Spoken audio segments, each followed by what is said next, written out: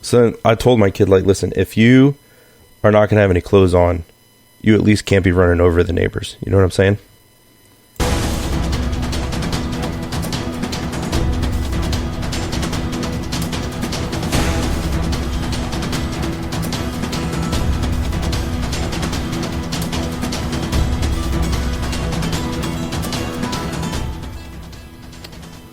What's up, everybody? Welcome to the Side Scheme. I'm your host, Banana Crapshoot. Today is the beginning. Well, not today, but we're in the middle of spoiler season for Sinister Motives, the next campaign box from Fantasy Flight Games for Marvel Champions. And the fine folks at FFG were kind enough to give us a couple spoilers to show everybody in the community. So we're going to get to that a little bit later, but tonight I have a very special guest with me. I have Mr. Ben. Mr. Ben, how are you? Hey, happy to be here. Thanks for coming on the show. I know we've talked a couple times before about recording together, so it's nice to get you on here on the Side Scheme. Well, it's been 2 solid years of plans not working out the way we thought they were going to, so it's nice to finally be here. Right. All right, so I guess I'll give you the floor if you want to let people know who's Mr. Ben, who are you, and why are you here? Well, the last question, I think, is really more a question for you. You know, why am I here? This is your show, man, because you invited me. As far as who I am, my primary interest is in card games. I like board games in general, but 1v1 card games has been something that I've been passionate about for most of my life. I run a podcast called The Build Phase, which is about a specific card game versus 2PCG. And over the last couple of years, our YouTube channel has expanded to involve content for other tabletop games. But again, kind of a focus on 1v1 dueling style games is my bread and butter. All right, so you like games, and you host a podcast. Indeed. For another card game, which I think we're going to talk about a little bit later. But and you also run events for a few games. So if you want to tell people a little bit more about the build phase and what it is you guys do and the events you guys run, because I'm sure there's some crossover in some of those other games with Marvel Champions players. Sure. So long ago, in a world before COVID, in I think it was 2017. My friends and I attended a versus 2PCG tournament, and we had such a good time that we said, you know, why can't we do this like all the time? There has to be a way for us to play cards against people other than the dudes who happen to be in our zip code on a more regular basis. And from that idea grew the Build Phase League Play, is what we initially called it. Now, the first couple seasons, we used Octagon, which is, for people who aren't familiar, that's like a digital tabletop, so to speak. It's a way for us to play card games without the physical cards. Well, Upper Deck did not like us using a digital reproduction of their versus card game and shut that down. So since then, we transitioned into webcam-based play, which had kind of mixed results up until the COVID lockdown. And at that point, when this was more or less everyone's only option for getting games in, there were advancements made very quickly in terms of lighting, how to set up your camera, what good protocol and etiquette is for how to interact with other players. And we kind of learned all of this through trial and error within the game of Versus. Around late 2021, one of my friends introduced me to another game called Dice Throne, which I fell very much in love with. As a bit of a segue, historically, I have always thought that I hated dice, which is why I like card games. I'm not a big fan of the kinds of randomness that dice produce, but apparently I've been a liar all these years, because once I was introduced to Dice Throne, I fell in love with it pretty hard. And I struggled to get the people in my play group to want to play as much Dice Throne as I wanted to play. There was already an organization online called, I think, DTOC, Dice Throne Online Championship. I might have the letters not exactly right there. But I had missed out on the last event that they were going to do, and they just didn't do one for a while. So eventually this led to me going, I have all these lessons that I've learned running online events for Versus. Why don't I just take that to this new game, create a tournament, some people will join, and then I'll have people to play Dice Throne with. And it worked pretty much flawlessly. Our first event, I would say, was a big success. And since then, that made me aware of the fact that we have this handbook, for lack of a better word, on how to run online events using webcams, which is really portable to pretty much any game. Well, I shouldn't say any game. That's a little too broad. There are certainly games where it wouldn't work, where, like, say, players have to have exactly a shared board. But for dueling style games like Versus 2PZG, like Dice Throne, and even with cooperative games like Marvel Champions, during the lockdown period, we figured out just a lot of little efficiencies to be able to play these games through Zoom or Discord, to still be able to have these experiences that clearly everybody wants and maybe needs more than ever, given the context of the last couple of years, but still able to overcome those physical barriers that prevent us from getting face-to-face. That's a very long-winded way to answer your question. That's fine. I will say, though, it is pretty amazing how some games, a lot of games actually, have grown their communities through webcam play. I know, like, Versus 2PCG, the Final Fantasy card game, Dragon Ball Super, Digimon, some games even launched in the middle of the pandemic where you couldn't really get together for in-person play, like Flesh and Blood and Digimon. So it's pretty impressive that these games are as successful as they have been the last couple of years. I think webcam play has a lot to do with that. I think I do have a theory around why, for the people who push through it, that extra little bit of, well, I have to solve these technological troubleshooting issues, and I know the other guy, like, he made time in his schedule, so there's kind of the social aspect to it, and you have to put that little bit of extra effort in, and because you're doing it and you know the other person's doing it, it kind of creates, maybe bonding experience is a little bit too strong of a word, but a sense of community. That's really what it is. That's probably the appropriate word. Is what we're all sort of going through, this self-administered hazing ritual of having to figure out all this stuff to be able to do this. And once we get there, it's like, here's another person who's passionate enough about this game to jump through all these hoops to be able to meet me here. And it really has created, at least for me over lockdown, an oasis of a place where I could rejuvenate my mental health as opposed to have it drained from me. Right. And Discord's honestly made it, like, super easy. You just jump in a channel and share your screen, and that's it. I mean, or not your screen, but add your webcam. It's super easy. All right. Was that it? Is that all you got about the build phase for now? Sure. I think that more or less sums up what we do. If you are interested in our coverage of Versus 2PCG or tabletop games, you can find us at thebuildphasenetwork.com, youtube.com/thebuildphase. And I will have links to those things in the show notes as well. Perfect.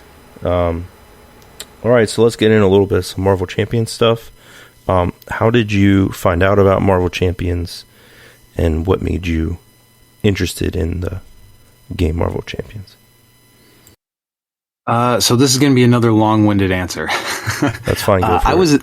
I was initially turned on to the game in the exact same setting where Build Phase League was born, which was me and Joe in the car driving home from Milwaukee after playing at the Midwinter Versus tournament. And he was like, "Oh, there's this new FFG game.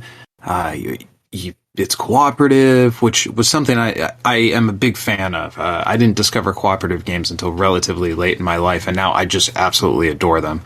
But so Joe was gung-ho, like, I'm going to get this, we're going to play it. So fairly shortly after the game came out, we got our hands on, I think, Captain America, the base set, and Green Goblin. I think there was one we were missing initially. And Ms. we Marvel. played... Okay, sure. We played 4 players. Maybe it was 3, but it most of our games were either 3 or 4 players, and we were playing like Ultron and Mutagen Formula. And while there was stuff I really liked about the game, it didn't quite gel. Like the decks didn't feel. Part of it was all the stuff lived at Joe's house because it was his game. So I didn't have the cards at my own house to peruse at kind of the leisurely pace, which it tends to be how I absorb card games. Is TV's on, I'm thumbing through my binder. But part of it was also, I think Marvel Champions shines at 2 players. And so my initial exposure being always games of 3 or 4 and these encounters where there was lots and lots of minions, where it didn't necessarily feel hard, but it felt long. It just didn't quite click with me. I was still a fan of it, but not enthused enough to where I was like, oh, I have to get everything. So fast forward to middle of 2020, and I'm thinking, okay, we're spending all this time at home. I want something that I can play with both my kids, and Marvel Champions comes to mind. So kind of on a whim, I think I maybe had some credit to the game store or what. It was like, okay, I'm going to get this. I'm going to get Captain America, and I think the Wrecking Crew was out at that point. I think Hulk had just came out. Like, he was the brand new pack. So I picked him up, a handful of it. And the very next day, the derecho blew through Iowa, and we didn't have power for over a week. And we didn't have internet for over a month. And so I had this new game, and we had lanterns and little battery-powered fans, because it was super hot. Like, it sucked out. And we had no air conditioning. Like, no, it was really rough. But me and the kids came down in the basement where it was a little bit cooler, and we'd set up our lanterns, and we really dove into all the different heroes, building. I got Ms. Marvel as well, because my firstborn was a big fan of the original Kamala Khan run. And that's when the game totally clicked for me. We playing it 2-player and then playing it solo. It became, for a better part of a year, it became almost the only game I played solo. Which I really, really, really enjoyed. So, both because of the kind of like extreme moment where the game finally clicked with me, but also, it is just solidly a good game. I am now a massive fan, even though that sort of first brush with it didn't quite connect. But then later, now I'm an evangelist for it, for sure. Well, that's good to hear. I like the game. A little bit too, obviously, as articles and podcasts. It'd be kind of weird if I didn't like the game. All right, so how did you find? It would probably hurt your content, I imagine. I would imagine it would. Your passion for the game comes through. It's one of the things I'm a fan of in your show, actually, man. It's just the enthusiasm, right? The unbridled and untamed passion that just pours through your earbuds. So, what is your favorite hero to play in Marvel Champions? So I really like drawing cards. And I've made a bunch of different decks that abuse Earth's Mightiest Heroes. And is it... So Thor's your favorite, right? So Thor. It's Thor. No. I think... So Captain America was my favorite for a while. I really enjoyed Kamala Khan, although I don't know that Ms. Marvel ever quite tipped over into favorite. Ant-Man clicked with me really well, but currently I would probably say Scarlet Witch is my favorite character to play. Spider-Woman definitely deserves honorable mention, and I think I will really like Gamora, because I love the ability of mixing in off-color. It was one of the things I really liked about the most recent Scheme League, is taking aspect cards that you normally wouldn't be able to play together. It's what I like about Spider-Woman. It's what I think I'll like about Gamora, but the campaign that I did with my playgroup with Galaxy, somebody else got Gamora, and I just haven't had the opportunity to play her. So I'm not sure, but she might be on my list of favorite heroes. Probably Scarlet Witch, though. I think is my all-time at this current moment. That's cool. I like Scarlet Witch. She's very fun and obviously strong, and her the way the chaos magic is represented, I think is pretty spot on for the mechanics we have in Marvel Champions. But I will say Gamora is a lot of fun, and she is also very strong.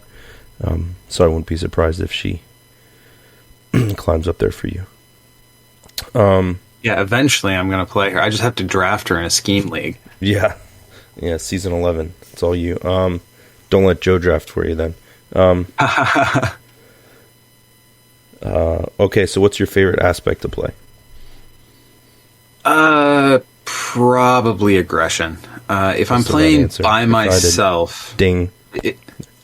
If I'm playing by myself, I tend to play leadership, just because having allies is a little bit more valuable when it's like one hero on the board.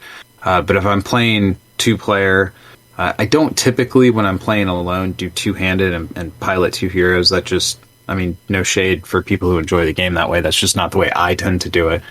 So if I'm playing like with Joe or with Whitman, I tend to be on aggression, and I like to play aggression with very few cards that cost more than 2. I want to be able to cycle through my deck, do multiple things per turn. I'm a big fan of it. Like, there's the going tall or going wide strategy in card games, where you can do like one big thing, like one tall thing, or you can do multiple small things. I prefer to go wide most of the time.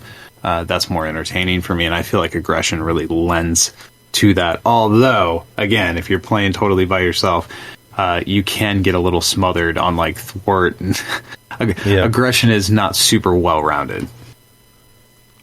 Yeah, I will say with some more recent releases, it's a lot more manageable for aggression to deal with threat, because you have stuff like Smash the Problem. They came out with Valkyrie's pack and stuff like that. So if you don't have a minion heavy scenario, though, it is kind of rough, because you can't rely on like chase them down or into the fray. So like Absorbing Man is like Thor aggression's worst matchup is Absorbing Man, because it's a lot harder for him to remove threat there. But because Defender of the Nine Realms pulls nothing. But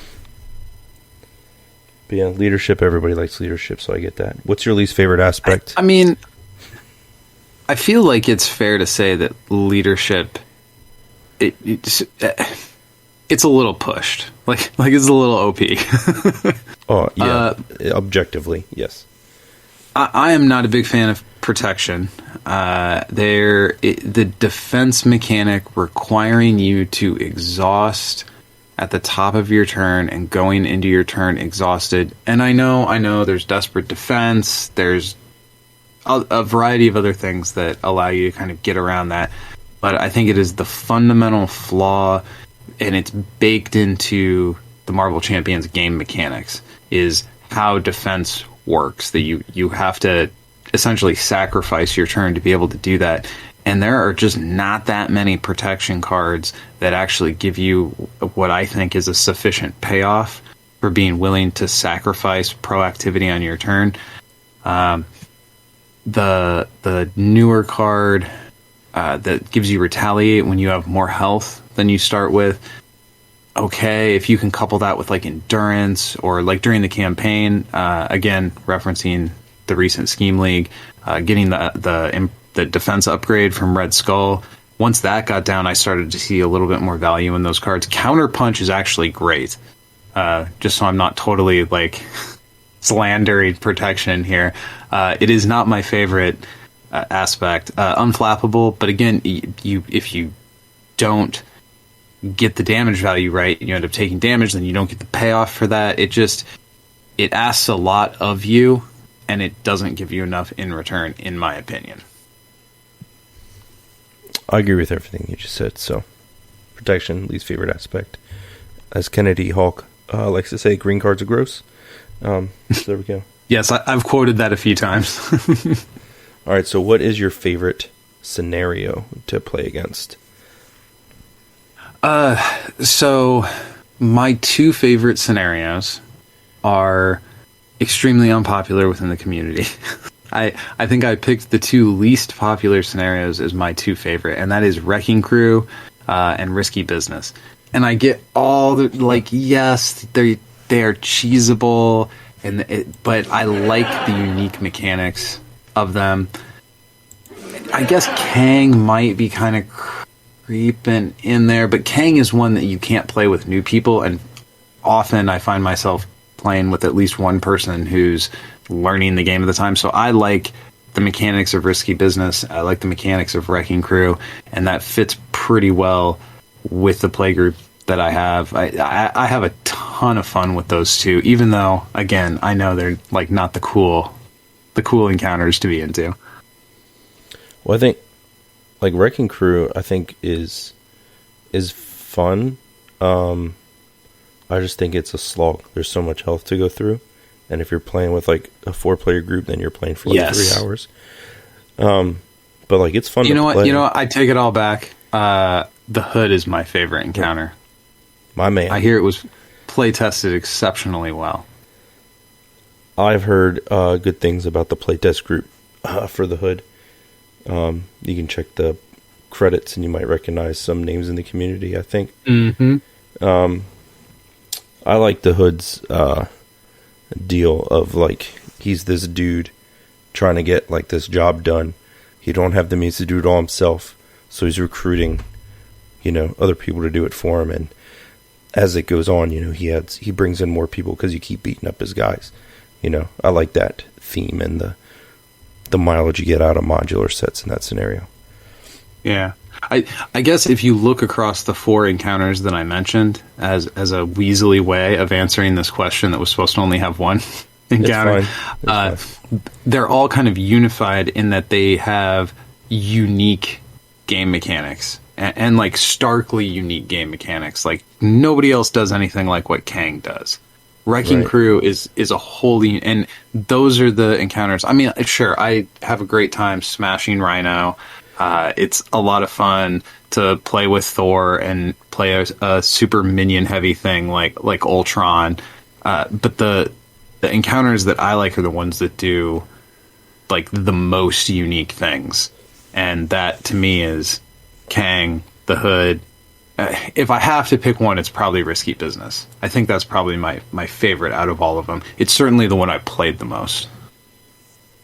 That's fair. That is also a really fun scenario and unique. It's just that one's kind of easy to game. Yes, that's really the only downside with that one, or the one that makes it like not as challenging, I guess. But I think like early Scheme Leagues, like when Heroic first came out, like Heroic 1, Risky Business is like a great scenario, I think. I would also say the fan created the homebrew Dinosaurus, the invincible villain encounter, is absolutely up there. Like if we're talking top 5 favorite encounters that involves homebrew stuff, Dinosaurus would make an appearance on my list. I love what the creator... I should have looked up who the creator was, but I didn't intend to shout this out. But I love everything that guy did. And that was before the Invincible cartoon came out. So, like, double shout out for being into Invincible before everybody knew about it. Robert Kirkman, man. He's awesome. Let me see if I can find this quick. While I'm looking this up, quick question. Who is your favorite... like Marvel hero in general, not necessarily Marvel Champions? Or how about this? I'll reframe it. What's the one hero that you want to play in Marvel Champions that isn't in the game or like spoiled to be in the game? Slapstick. 100%. Why is that? So the original Slapstick run came out when I was like 10 or 11, and I don't know if you're super familiar with the character, or for anyone who is not super familiar with Slapstick, he's this dude who finds a pair of cartoon gloves, and when he puts them on, he gets the powers of like a Looney Tunes character. So he can reach behind his back and get basically anything that he wants, like the way Bugs Bunny can always pull stuff from behind his back. His body has like the flexibility. If he gets blown up, he just gets like a little bit ashy on his face and kind of wipes it off like Wile E. Coyote, like all these traits. But the character himself, in addition to breaking the fourth wall, which is something I've always really kind of enjoyed in comics when it's done well, he has the kind of sense of humor that would appeal to like a 10 or 12-year-old boy.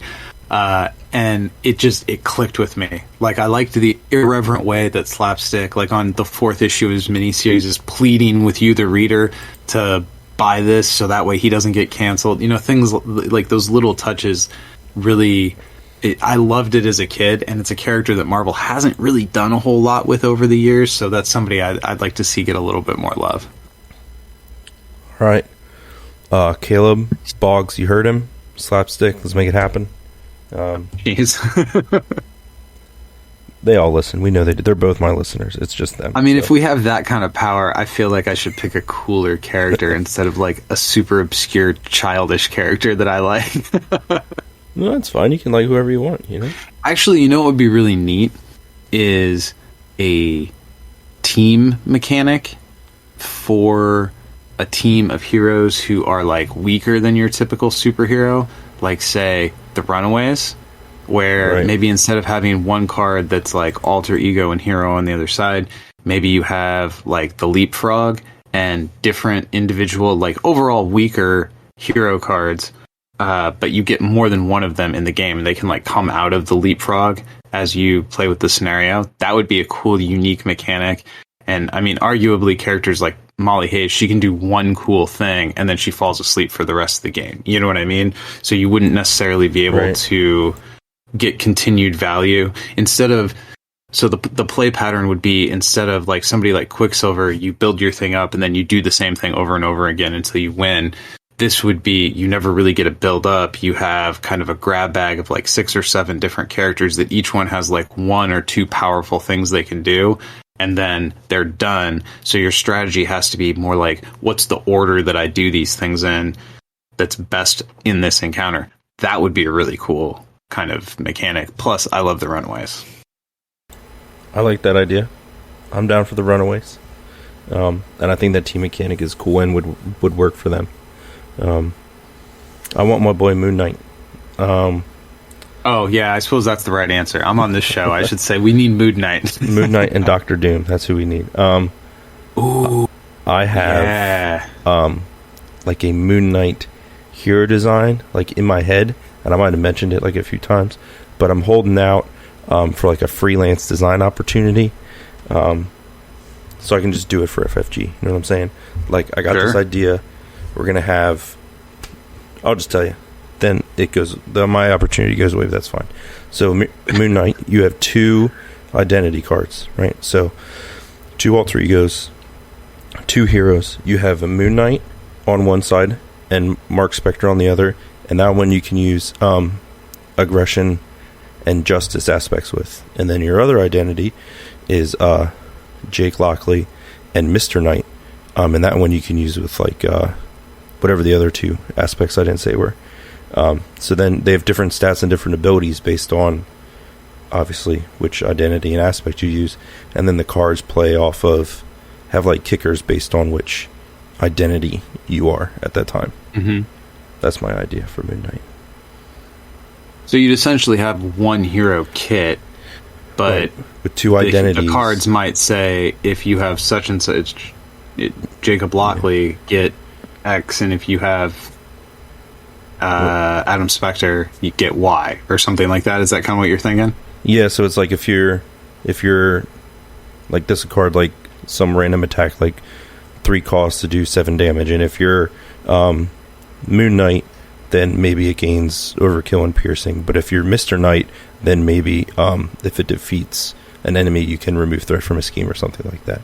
Like, depending on which hero you are, it changes like the kicker. Sure. Which I think works with, you know, the multiple personalities and everything. So that's my idea. All right, moving on. Well, one other thing, you could take a page from MetaZoo and have to actually consult what phase the moon is in for a card effect. That joke wasn't worth it. Anyway, moving on. You played MetaZoo at all? Do people actually play MetaZoo? I think they just buy the cards, right? With the terrible art for some reason. I mean, I have strong opinions on TCG speculators too, man. We can go down that road if you want to. I mean, I'm game. But MetaZoo's not one for me. No, me neither. And I get in all kinds of random, like more games every day. And MetaZoo, that one I don't get. Spoiler season. We're in the middle of spoiler season. FFG gave the side scheme 3 cards to spoil.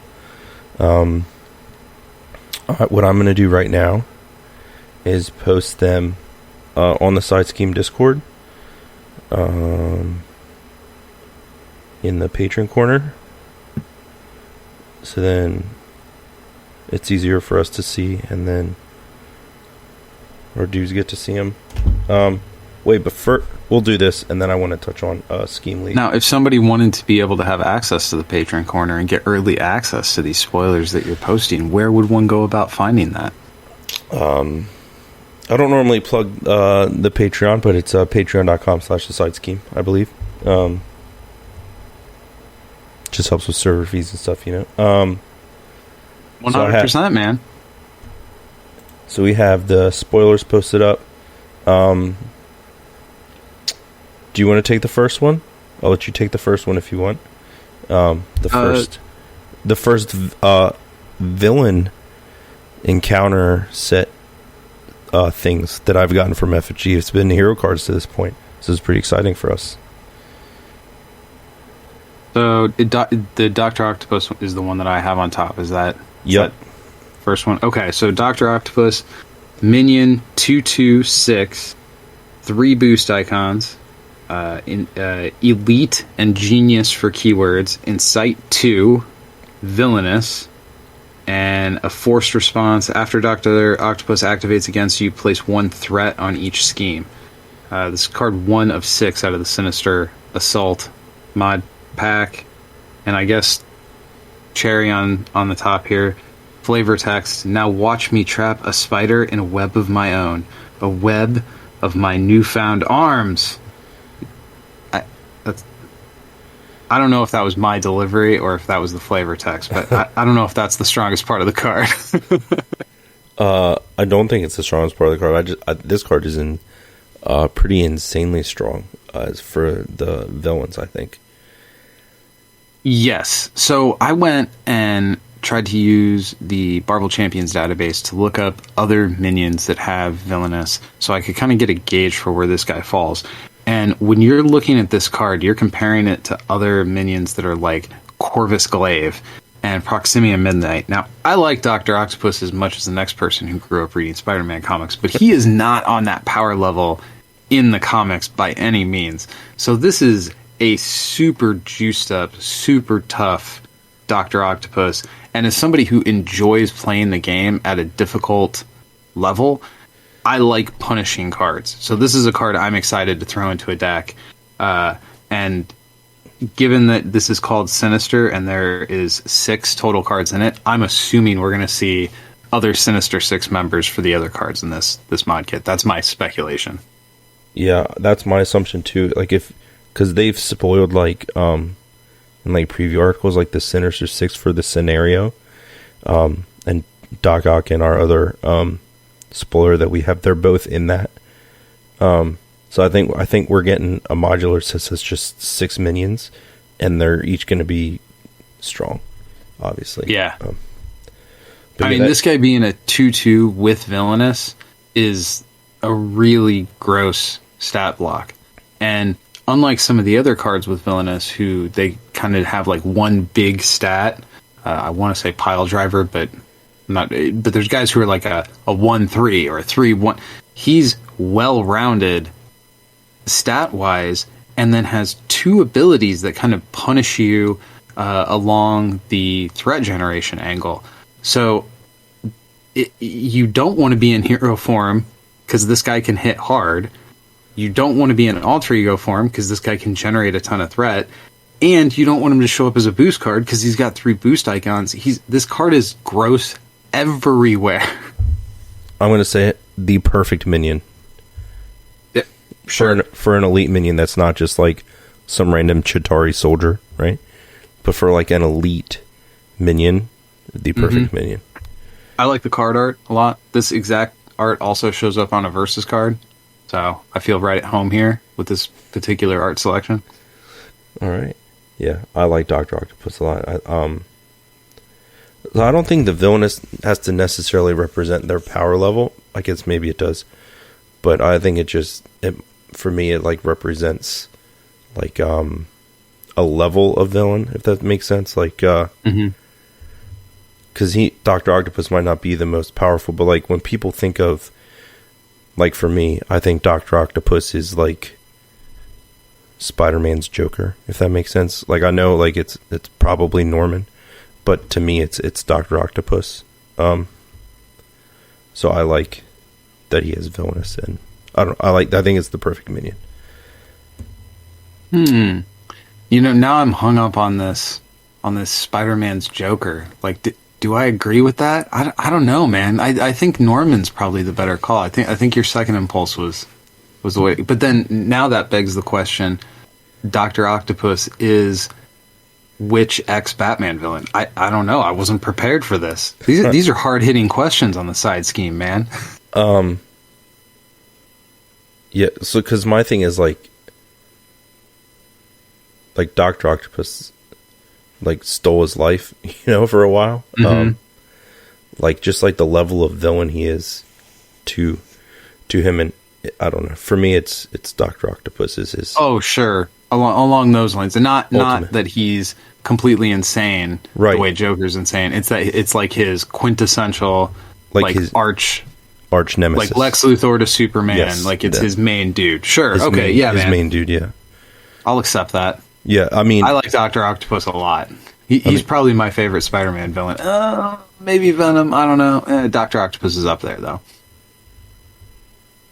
Yeah, I mean, for me, it's Dr. Octopus. That's what I meant. I guess I didn't explain that very well when I saying he's Batman's Joker. I guess the way you took it is just as valid as the way I meant it. All right, so we'll move on to the next one.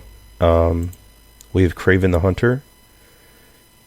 Minion, just elite. He's not a genius. Who would have thought? 1 scheme, 2 attack, 6 health. He is steady and villainous. So steady is the one where it takes 2 status icons to get that effect.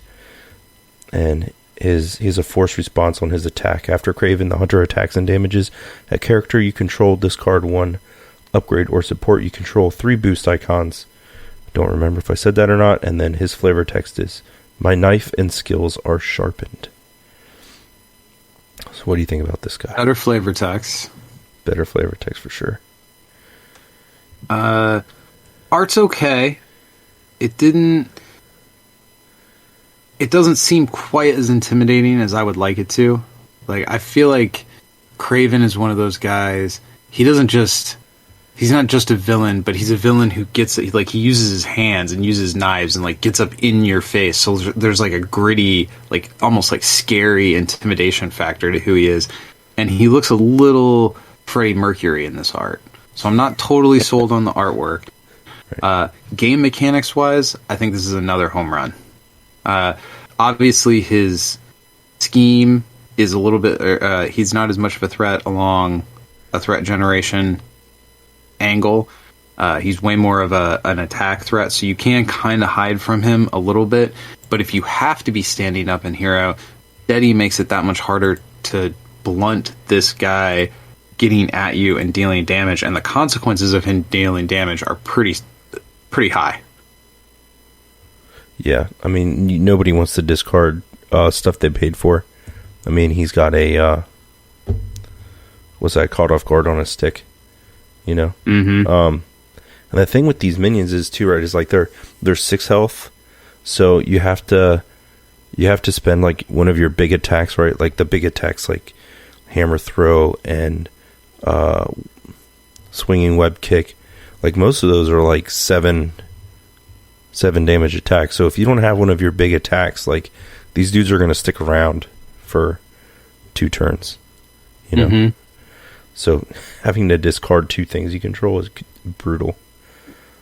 I like that these are both minions that have ramped up difficulty level. They seem intimidating, powerful, and they FFG or whichever specific designer achieved that without giving them this character has 5 health per player, or, you know, like just making them tankier. I think that's a little bit of a misstep that has happened with a number of the villains throughout Marvel Champions, where the mechanics weren't really that difficult, but the game takes a long time because the characters have so much health. And admittedly, some of that might be a flaw of my play experience, because often, again, we play this at 3 and 4 players. So this is refreshing to me. Like, this is a scary, powerful dude that isn't annoying simply because he has such a big butt. Right. I think Ronan from the Print and Play modular set had 9 health per player. I think that's what you were referring to. Yeah. And we played with him a lot because, again, I like playing with hard stuff, and that's supposed to be like the hardest thing. But I think both of these characters are more interesting ways of creating difficulty rather than just being tankier. Right. I agree with that. You want to take our third and final? I would love to. Go for it. I love this card. Hashtag spoilers. I guess these are all spoilers. Life-size decoy. This is a 005 minion from the mod kit Guerrilla Tactics. In expert mode, life-size decoy gains toughness. The engaged player cannot thwart side schemes, and its boost effect, there's no boost icons, it has the star. The boost effect is put this minion into play engaged with you. The card art is just so good, man. It's like a scarecrow Dr. Octopus, essentially, and it's clearly tricked Spider-Gwen, or what do they call it? Ghost Spider. Ghost Spider, yeah. with this decoy. I think this is really cool. I don't think there have been enough of these types of effects in the game thus far, where it's kind of slowing you down, frustrating your ability to push towards your win condition, but it's doing it along like a weird angle, as opposed to just like, this deals damage, this generates threat. This is like playing against somebody who, in a 1v1 card game where all they want to do is exhaust your characters and they don't actually want to engage with you. This is great. I love seeing the bad guys in Champions get this kind of tool. I guess I should have asked you what you think about it before I went on at such length, because if you think it's dumb, I'm going to look really silly, aren't I? So I'll start with the card art. My favorite part of it is the flexible dryer vent that is used for the mechanical arms. It's such a low budget decoy. Yeah. And then, but my favorite lever that they pulled on this card is the expert kicker, where, like, so in a standard game, right, it's a 0/0 dude with 5 health, which is going to take a big attack or multiple attacks to get rid of. And you can't thwart side schemes if it's engaged with you, so that's going to be a pain to deal with. But then in expert mode, it gets toughness, so it's getting another attack. So I like that they pulled this lever, and where we're seeing it's like another way they can adjust difficulty, right? Mm-hmm. Where on top of, modular sets and standard and expert, it's like, all right, we're going to create these modular sets, or even villains at some point, maybe, where this card does one thing, and if you're playing in expert mode, we give it a little boost. I think that's a great tool for them to use. It's an idea so good you have to wonder why they haven't used it before. Right. Right. I mean, admittedly, maybe it was something that, like, you have to eat your vegetables, so to speak. Like, the game in its kind of basic form needed to get out there, the player base needed to digest it, and then later we get these cooler, more flexible cards. But there's a lot of Champions cards that have dead space in the text box that could have said, in expert mode, do such and such. That's why things like the challenge environments that did Kennedy create those? Yeah, he did the challenge. Yeah, kind of like the Return 2 sets, kind of. Yeah, exactly. Like, things like that were great because it just added a little more variety to the game, and having FFG cook that kind of flexibility directly into the cards. No shade towards the homebrew community. It's great to have them. But it's cool that FFG is now picking up a little bit more of that slack and giving us more flexible cards from the beginning. I think everybody wins in that scenario. And I will say, for people that want a little extra kick in some of the early villains, like Rhino through, I think Green Goblin he did. His, well, I don't think he did Mutagen, but he did Risky Business, and then the core set villains. His Return 2 sets are really good stuff. Just another plug for Kennedy Hawk and Marvel Champions Monthly. So that's it for our spoilers that we got. So thanks again to Fantasy Flight Games. I'm always very excited and gracious to receive, community spoilers, because that's something they don't have to do. But real quick, if it's cool with you, I'd like to talk about, we saw some other spoilers today from Marvel Champions Monthly and the Critical Encounters. So I just wanted to go through those real quick and get your thoughts while I have you here. Sure. So we'll start with, we have a 4-cost Venom ally, Eddie Brock, 2 Thwart, 3 attack, each for 1 consequential damage, 6 health, so his beefy ally.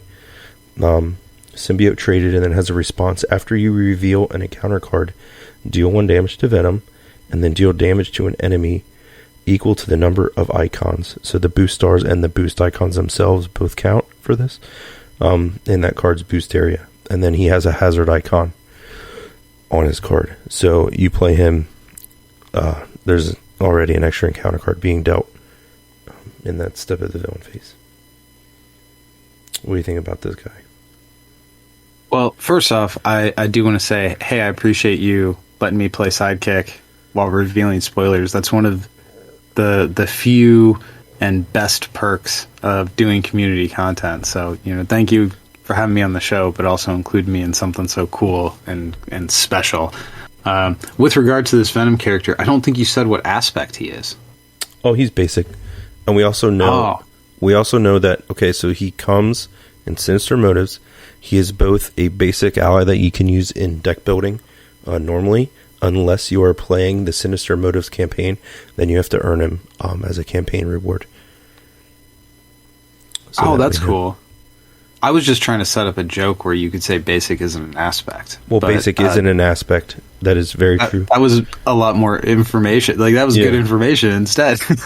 Yeah, you teed it up and I missed it, but... No, it's all good. It's okay. I'll edit it. Actually, I won't edit it because I never edit. But yeah, basic is not an aspect. So... Card art is a massive win. This is some of my favorite way to draw Venom. I think some artists get a little too out of control with the tongue and the teeth and go a little overboard. I like when we get a Venom who has some fangs. He looks intimidating, but they're not like fangs the length of his forearm and a tongue that he could, violate COVID social distancing protocols with. So that's really cool. As far as it being a 4-cost, I gotta say 4-cost cards don't make my deck all that often.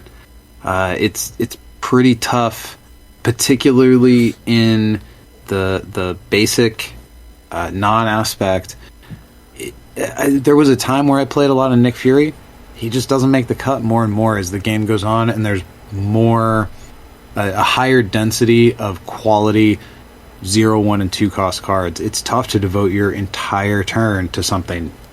That said, if you're going to devote your entire turn to a thing, this is a pretty good thing. Yeah, I mean, his stats are solid, 6 health, and then you draw Dr. Octopus as a minion, right? And then boom, you're dealing through damage to him just from showing up. Mm-hmm. How punishing do you think that drawback is going to be? In single player, I think it's very punishing. Anything, because if you're playing him in solo, and you get this, you're basically playing in heroic when he's on the table. But in multiplayer, I think it's less of an issue because you have more ways to deal with, multiple cards. So potentially in a deck where you Justice has several different ways to kind of manipulate what encounter cards are going to come up and let you push ones out aside. Scarlet Witch has some cards like that. So maybe in heroes or aspects where you're playing with a little bit of encounter card manipulation, you can make this guy a little less punishing, maybe get a little more reward out of his response text. It doesn't seem like an auto include to me, though. Like, No. you throw this guy into Yeah. just a random deck, you could end up really hurting yourself with him. So you have to be deliberate and have other things going on in your deck that are going to help you squeeze value out of what could potentially be a dangerous card.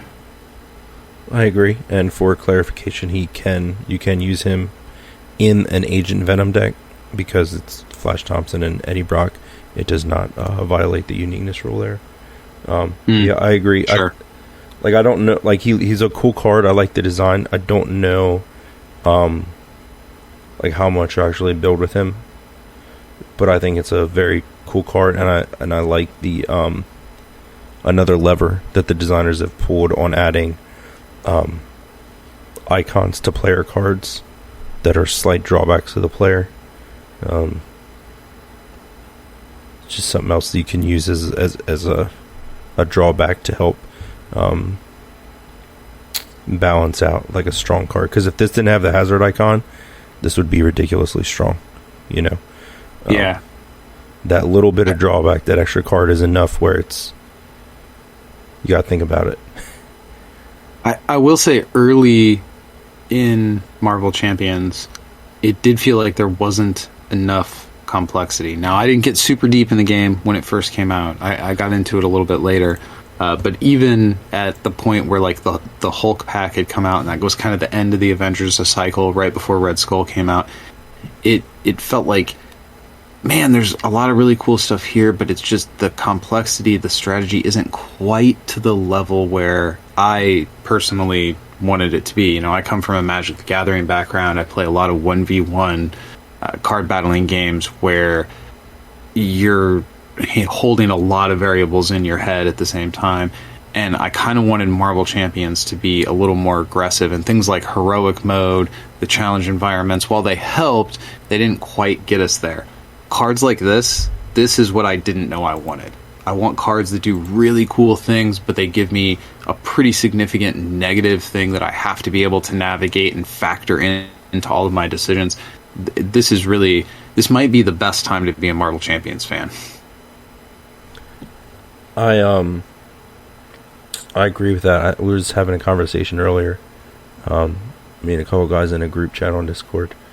And like, to me, right, so like the core set, the whole Avengers wave, up to Red Skull kind of feels like the first set in like a CCG, right? Where it's very, very basic abilities and keywords.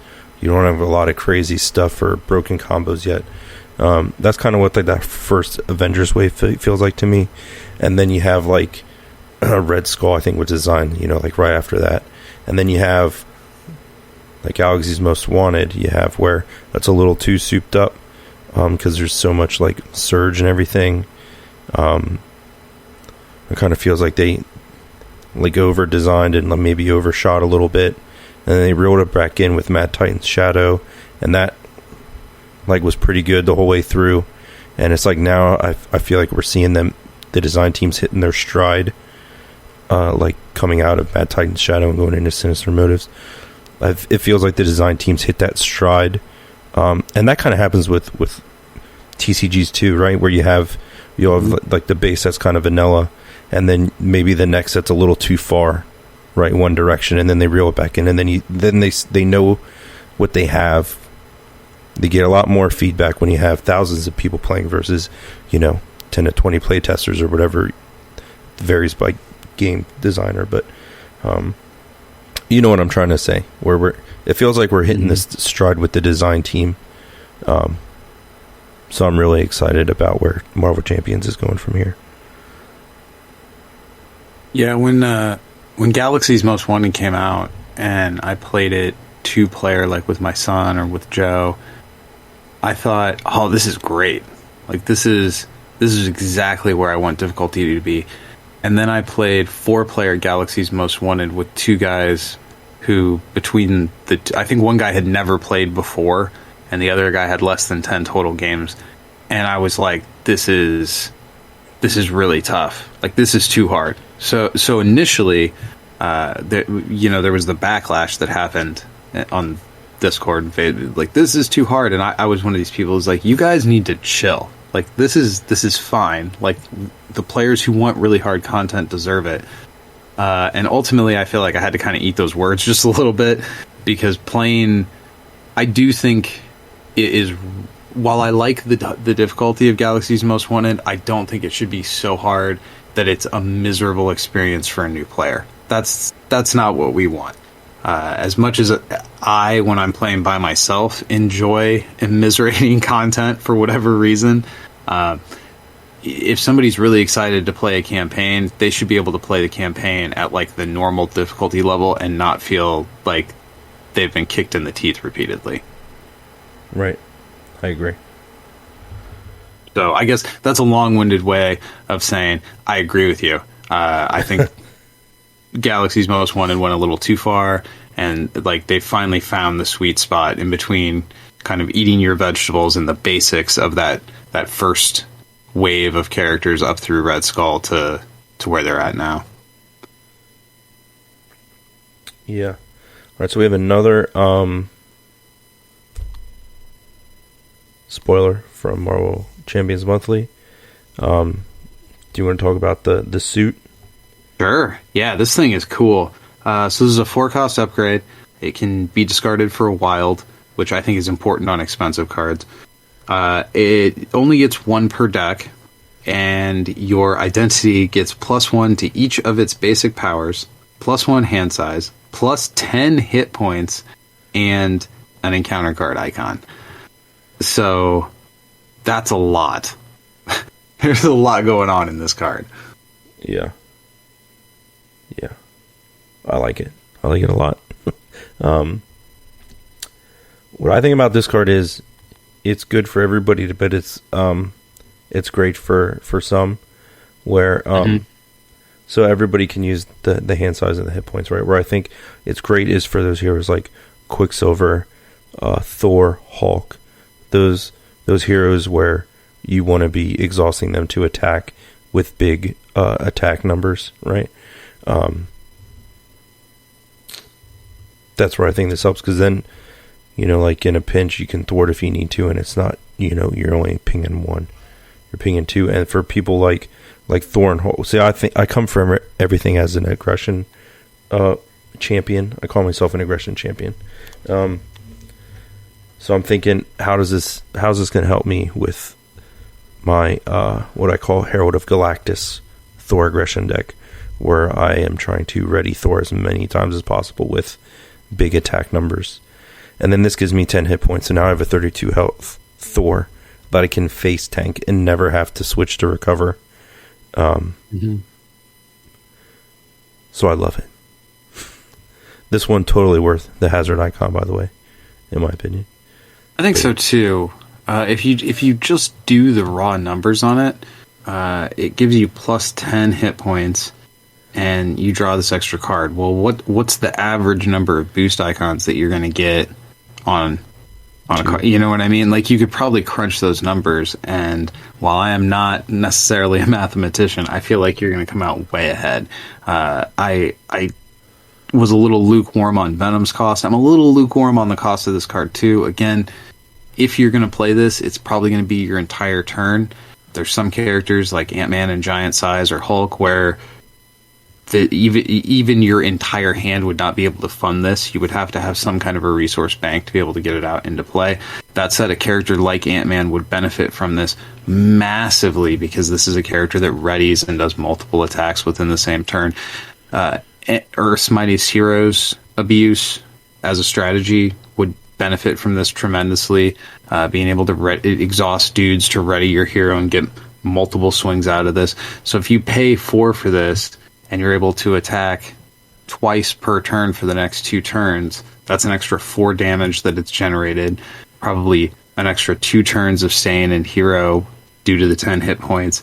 I think this pays for itself over and over again anytime you get it to the board. And if you can't get it to the board, it's a wild resource, which I think is really important on any card that costs 4 or more, that it has a wild resource and that you're not locked into producing one specific resource type on those more expensive cards that are harder to find opportunities to play.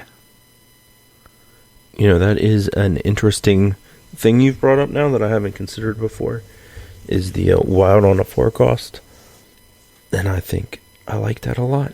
But yeah, so you brought up like the 10 hit points.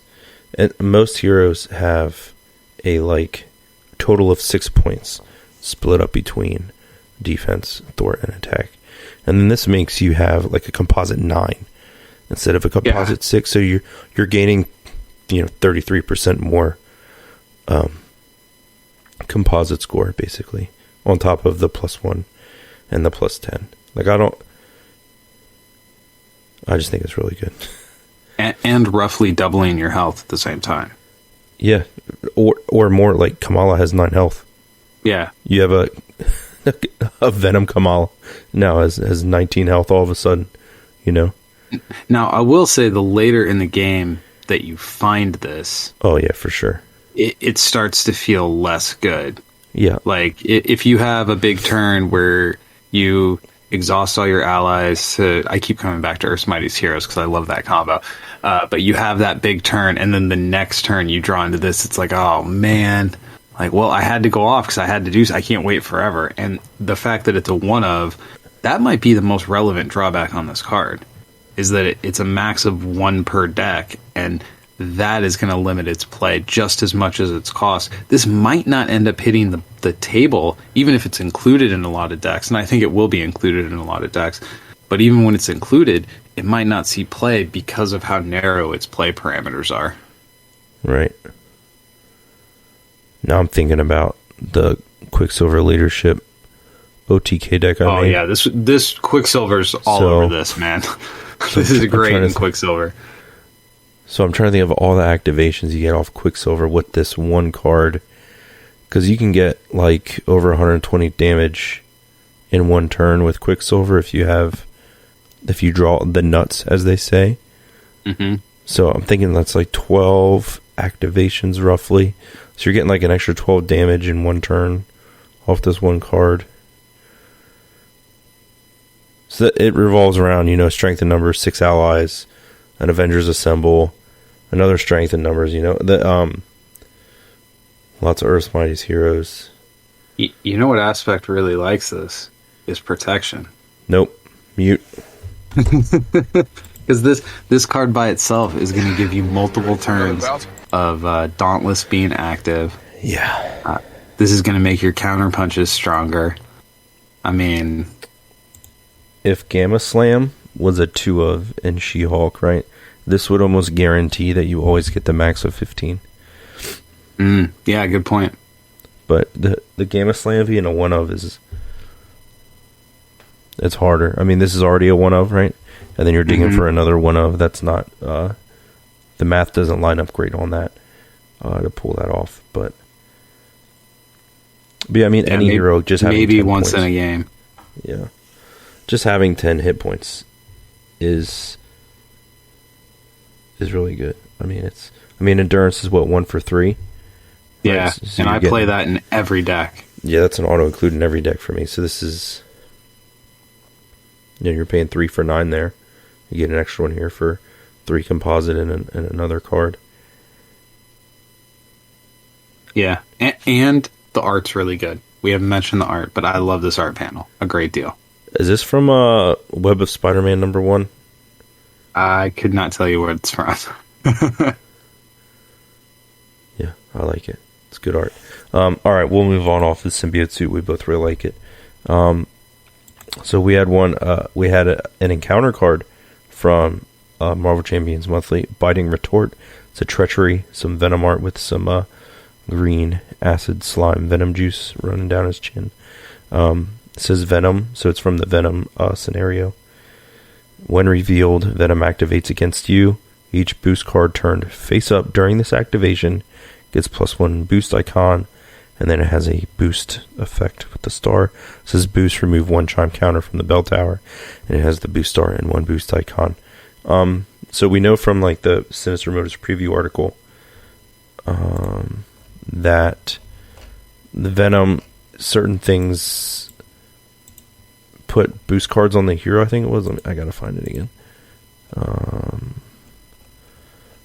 Let's Well, while you're looking that up, I will say this art is another home run.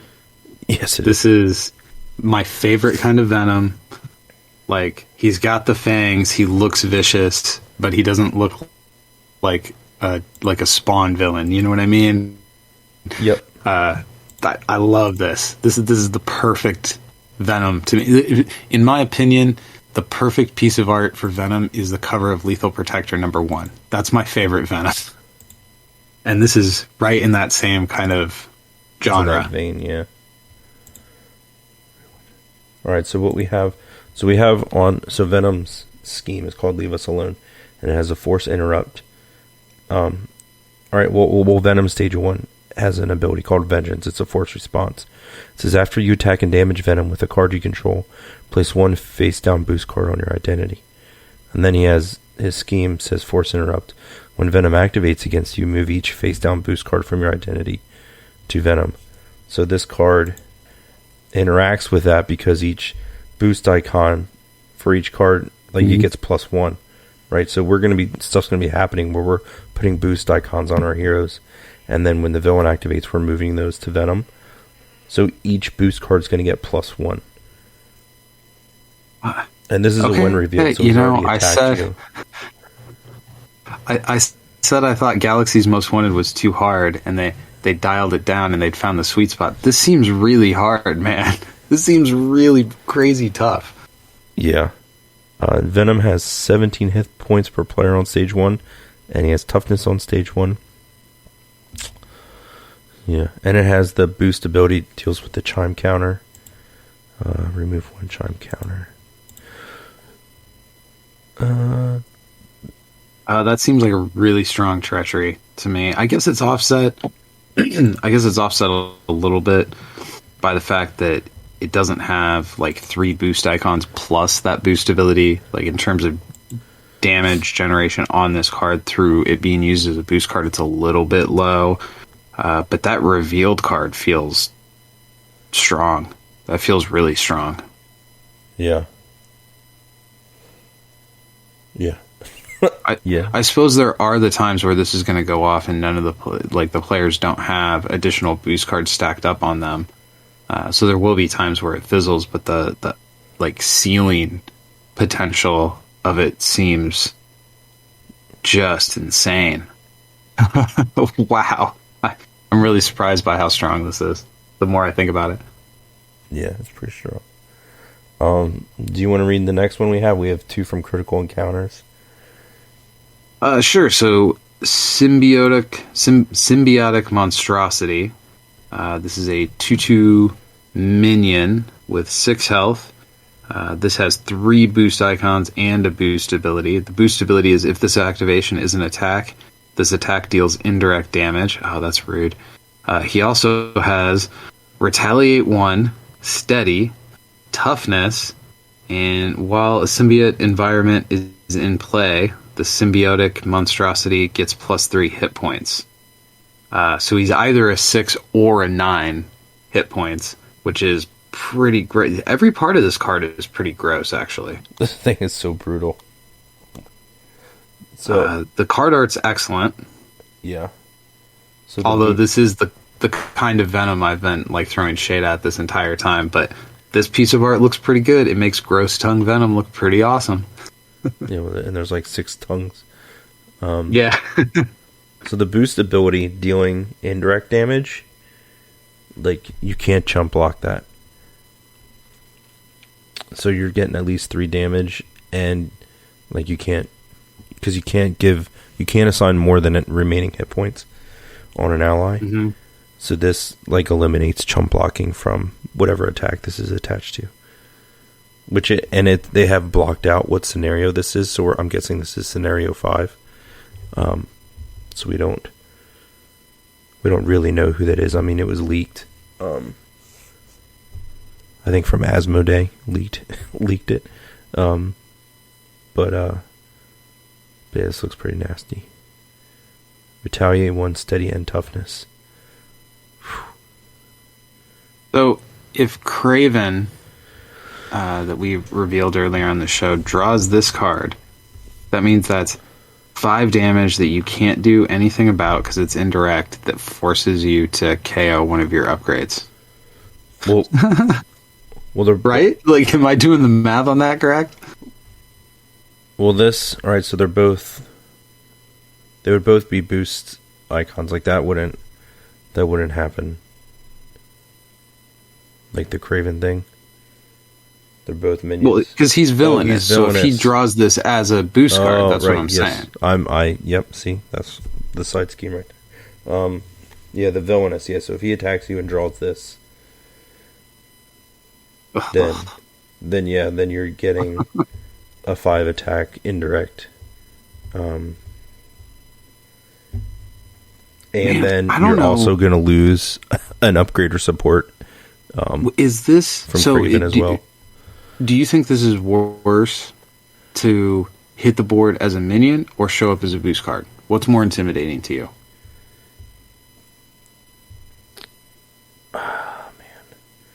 Man. I think they're both equally terrible. Yeah, dude, I don't know either. They're both awful. Like, if it didn't have toughness, I would say, like, just as a dude, because you could just swing big enough, unless it had 9 hit points, and there's nothing really that can get that high except for like a Gamma Slam, or I think Star-Lord. Can Star-Lord get there with Star-Lord might be able to get there with that card that deals extra damage based on his encounter cards he has. But like 9 is like no joke to like in one attack. Because like for retaliate they have to survive. So I'm trying to think. Like a 6 you can deal with like a hammer throw or a swinging web kick. You know, there's a lot of signature attack events that deal 7. So here's a mechanics question. Let's say the symbiotic monstrosity, there's a symbiote environment in play, right? Yeah. And this dude takes 6 damage. And then, I mean, I don't know what the symbiote environments are, so maybe this couldn't happen. But hypothetically, let's say I pay the energy cost or I satisfy whatever the mechanic is to remove the symbiote environment. Now this guy goes down to 6 hit points, but he already has 6 wounds on him. Does he just die outright, or how does that work? Yeah, he would die. The same thing would work with a hero, right? Like if you have... Sure. Like the symbiote suit, right? And Craven attacks you, and that's the only thing you have out, so you have to discard it. But you had like less than 10 health remaining, like you'd be KO'd. So I'm assuming, that makes sense. Yeah. I'm assuming it would work the same way for this with the environment. So this is another one of those cards where I look at it and I'm like, is this too hard? Like I'm excited to play against this thing. It looks disgusting. Yeah, I'm just staring at it, and I'm still trying to figure out which one I'd rather see it as. I guess it depends on the size of the attack. I mean, the indirect isn't terrible, but it can be, depending on the size of the attack. I'll tell you, indirect is another mechanic that is great, especially for like the ally swarm, cheese, chump block, everything strategies. Indirect. There's certainly like better and worse minions that this could come out as a boost card on, for sure. Jeez, but this is part of this scenario, so I mean, you're only ever gonna pull this in this scenario, or if you're using a modular set with villainous dudes. So what's this next box called? Sinister Motives. Sinister Motives, and there's all the symbiote stuff, and the colors on these cards are red and black. So I know this is blacked out, but like Carnage is the last encounter, right? Or I won't phrase that as a question. My speculation, based on the colors on these cards, is that Carnage is involved here. Or like a red goblin, maybe. Oh, yeah, I forget about him. Alright, well, we got one more spoiler from Critical Encounters. Symbiotic Thrall. It's a 1 scheme, 2 attack, 4 health, symbiote minion with guard. It says, while a symbiote environment is in play, symbiotic throw-all gains patrol, which is just guard for scheme, I think. I don't remember off the top of my head. And then as a boost star, for the boost ability, place one threat on each main scheme without the glider counter. Oh, yeah, okay. So Red Goblin. Okay. Not and Carnage. We have no Gotcha. idea what the glider counter is. But I'm guessing on each main, okay. Place one threat on each main scheme without the glider counter. So is that interesting? Telling us there's more than one main scheme in play at one time? Is that what that means? I mean, I am a big fan of them doing things like the Red Skull encounter is one that I like a lot, and it pulls all the side schemes out, and you have that whole like scheme mechanic going on. If there's like a scheme mill mechanic where there's multiple main schemes, cool. I'm on board. That sounds like a fun, hard puzzle to try to solve. Just the way that's worded leads you to believe that there's multiple main schemes in play, doesn't it? Or else why would it say each? Yeah. Just say place one threat on the main scheme. Interesting. Well, depending what the main schemes are, this is either a terrible minion to get as a boost card, or one that you're like okay with. I mean, the 4 health here, for not like an elite minion, the 4 health is still pretty good. It's going to take a nice sized event or a buffed up dude to take out. It's like a suspiciously high amount of health for what should be like a trash mob. Right. Well, I guess they're assuming like the symbiote itself obviously is going to buff it somewhat. Is the way I'm thinking of it. This guy's like so much of a nobody, we can't even see his face in the card art. And he's got 4 hit points? Come on. It must be Riot. Yeah. Yeah, but I'm just thinking like if a normal dude is like a 1/1 with 2 health, like just some dude, if you give him a symbiote, how much stronger is he? I don't know. I don't know if that's the right way to think about it or not. But 3 health stronger. That seems right. Yeah, 3 health stronger. Yeah. Well, the symbiote suit gives the players 10 hit points, right? So. Yeah. It does feel like we had a little bit of a sequencing error in the order that we went through these, because out of all the cards we've talked about in this is probably the least exciting one. Like, the really interesting detail on this card is the referencing to multiple main schemes. That sort of leaves a breadcrumb that there's a cool, unique feature to this encounter that we don't fully understand yet. That's a cool element of this. Everything else that this card does is like, yeah, okay. It's fine, but compared to like the last 5 cards we've talked about, it feels like a little bit of a letdown compared to the symbiote suit. You know what I mean? That's what we do at the side scheme. Is we talk about the exciting stuff first, let you down at the end. We call it the buttercup. Yeah. That's it for the spoiler season. I'm super excited for Sinister Motives. Red Goblin, maybe. Yeah, that'd be pretty cool. So that's it for spoilers, and just real quick, I wanted to get into, unless you still got time, or is it getting too late for you? No, we're good, man. Versus System 2 PCG.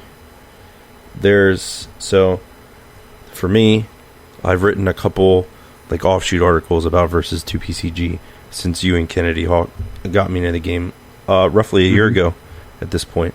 So now I have everything released now for Versus System 2 PCG. That's a good feeling.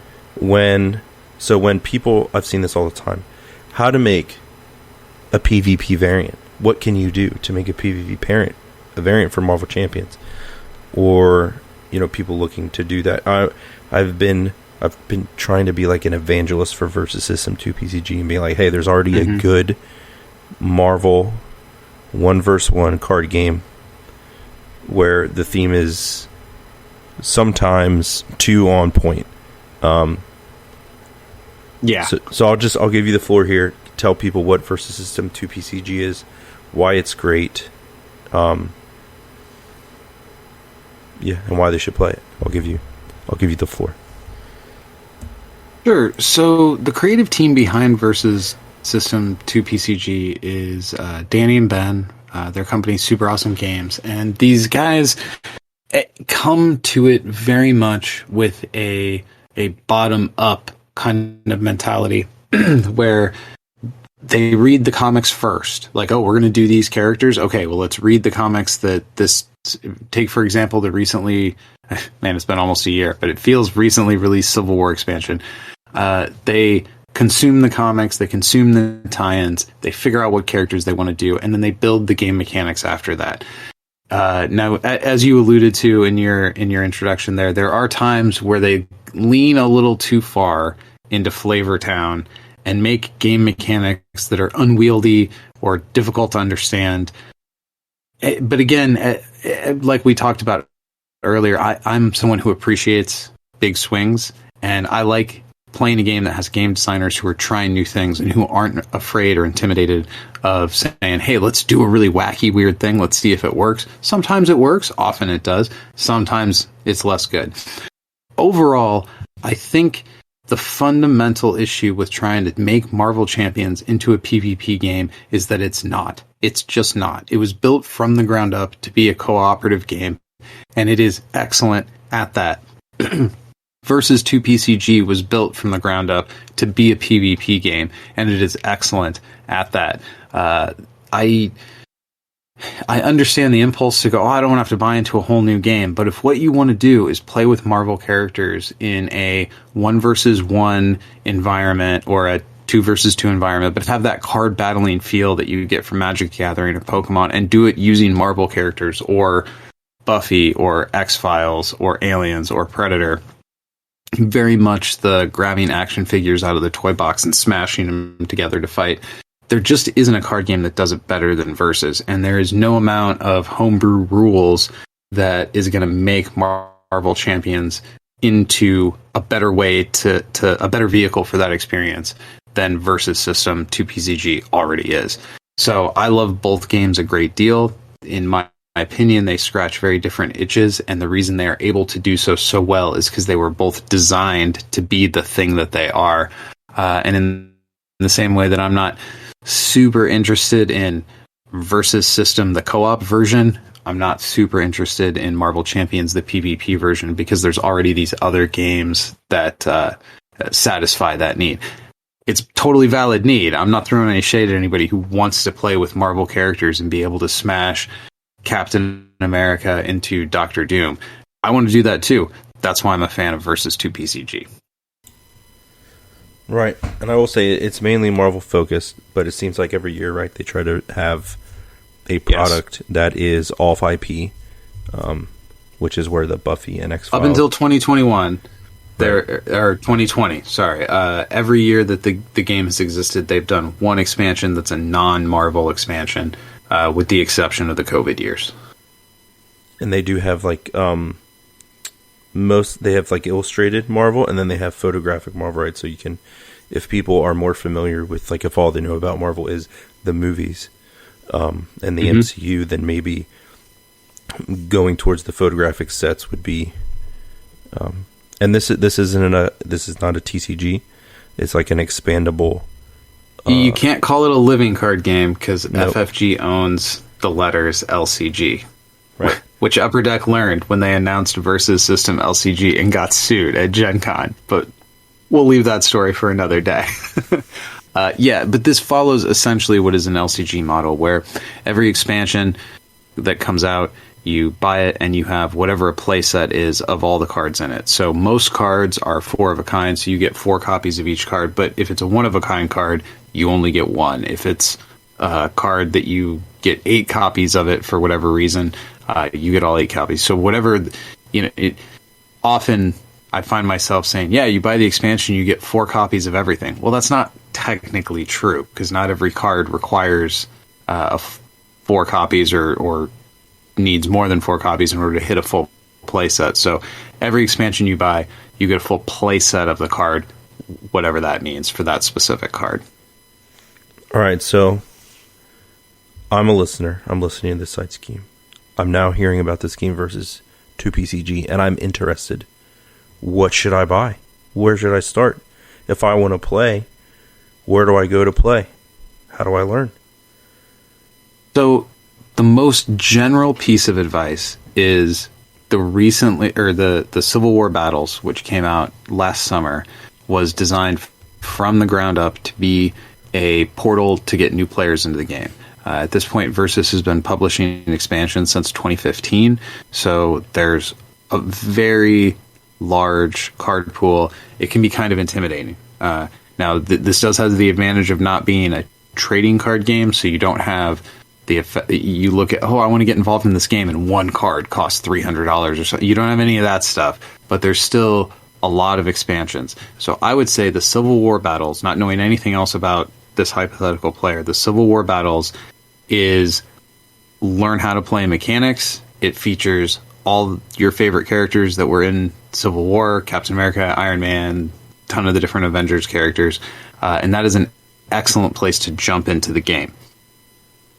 If you already have some trading card game experience and you're not intimidated by the idea of more complex game mechanics, or you specifically just want to play with this certain character, my second layer of advice would be, what characters do you like the most? What movies do you like the most? If you really like Buffy the Vampire Slayer, get that expansion first. Don't get Civil War, get Buffy, because that's the property that you're passionate about. Now, I assume most people listening to this show are going to be Marvel fans primarily or mostly. But I would always say, look at the expansion that has the characters that you're excited about playing with and chase those cards and get those expansions, because you're going to have more fun playing with characters that you recognize. Like, if you don't know who Gilgamesh is, you might not care that he's in your box. You know what I mean? Even if it's a good card mechanically. But you're not going to be, as a new player, you're not going to be in a position to necessarily know what's a good card or what's a bad card. You're just going to bring the character recognition to it. So if you want the most user-friendly new player experience, go with Civil War Battles.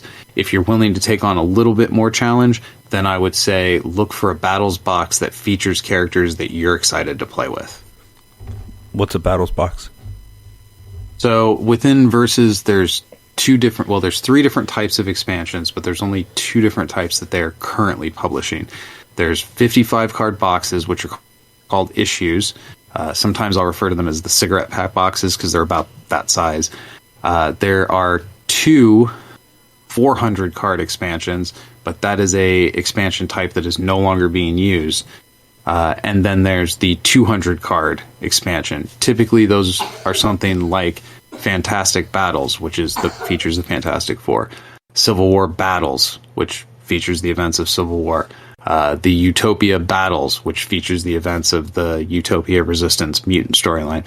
Battles boxes, in addition to being a little bit bigger, also come with a rule book. They come with the cardboard punch-out things that you can use for whatever tokens you need to mark +1 counters, wounds, various games and mechanics. And also, crucially, they come with land cards. We call them locations within Versus, but they serve the same function as lands do in Magic or energy cards do in Pokemon, where these are the cards that you put in your deck, and they are essentially the currency that you use to pay for your superpowers. Basically, every deck needs locations, and the only expansions you can get locations in are Battles boxes. So regardless of which type of character you want to play with, you want to find a box that has the word Battles in the name to make sure that you're getting those all-important location cards. One thing I just want to make really clear, because you just brought up lands, right? Is I don't want to scare people into thinking that you're going to get landlocked. Each turn, you play a card into you have a row called your resource row. So each turn, the beginning of your build phase, right? You play a card down in your resource row. You can play it face down. It doesn't have to be a location. You can play any card down there. But if it's a location, it's face up, and then you turn it face down to generate that resource to pay for whatever ability you're trying to trigger. Is that correct? Yeah. So it is. This is a really good point about versus. Is there's no mana flood, there's no mana screw. Those terms come from Magic the Gathering, and essentially they both talk about different permutations of a non-game. So you and I sit down to play a game of cards, and instead of me drawing cards that allow us to interact with each other, instead I draw only lands. I draw only currency cards, but nothing to pay for with them. That's a non-game, and those suck. Versus gets around the problem of non-games. While you do use your locations to pay for effects on cards, any card in your deck can be played as a resource, and that's what you use to put characters on the board. So there is never that situation where you're looking at your hand and you're like, well, here we are on turn 5, but I can only play 3-cost cards because I didn't draw any lands. That cannot happen in Versus, because any card that you draw can hit the row. Now, you might not be able to use it to pay for in-game effects on your characters, but you'll at least be able to get your characters to the board, and it reduces the number of non-games significantly. I mean, no card game is perfect. There's always going to be some lopsided matchups now and then. Oh man, my deck didn't draw well. Like, those things still happen. But this one mechanic of being able to use any card you want to make sure that you have 5 recruit points on turn 5 or 7 recruit points on turn 7, that is such an important mechanic that sets this game so much ahead of something like Magic the Gathering, where you can be on turn 7 and only able to play a 3-cost character because of mana screw. Yep. I just wanted to clarify that when you said like locations or lands, that I knew that the whole mana screw, mana lock thing could turn off some people. Yeah, I appreciate you flagging that point, because that's a really important, in my opinion, that's a really important selling point on the game, is that this is a 1-versus-1 card battling game that has taken steps to address some of the mechanical flaws in other popular games in that genre and reduce the number of non-games. The designers are great. They really take it seriously and create an excellent product. I agree. It's a lot of fun. You said sometimes you can still get not draw what you need. Real quick, the Build Phase Patreon tournament. I played against OBS round 1, and I played the Human Torch. And I saw 1 blue. Oh no! And didn't see Baxter building either. So I didn't level, and that's rough. Yeah. There's not much shame in losing to the guy who eventually sat at the final table, though. Right, I guess, yeah. You know, like, if you lose an event to the guy who went on to make it to the finals, well, okay, you know. Yeah. Yeah. Like, I lost to the best. There's nothing wrong with that. I mean, I fought back best I could, but I just couldn't, I couldn't get over that hump then. Yeah, that's pretty tough. But yeah. But Versus is a lot of fun. If people want more information on Versus System 2 BCG, like I said, we'll have the Build Face Network website in the show notes, and I'll also have a link to the Build Face podcast. Longest running podcast about Versus 2 PCG. I think we did episode 328 this week. That's insane. Yeah. And I will say you have some longer episodes, but most of them are short, like 8 to 15 minute some episodes, so they're very easy to digest. Yeah, my original vision for the show was always like about 10 minutes and like one topic per episode, and that's the way I wanted the podcast to be, and then like 3 times a week. So for like the first, I don't know, 6 months maybe, I was able to do that, and then that's just, the shows need to be as long as they need to be. You know what I mean? Like, certain topics don't fit into a 10-minute window. So that overall formatting, while I still do very much enjoy doing short, single-topic shows, they're not all that way. My favorite episodes are when you listen to other people's podcasts, and then hot take on top of it, or react to nonsense. Those are my favorite. I've done that twice, and both times it was the Team Apex. Yeah. They're the ones with the hot takes, I guess. Yeah. They're the off-meta guys that play meta stuff. All right, so something we skipped over a little earlier that I just wanted to kind of circle back to end out now, if that's cool with you. Sure.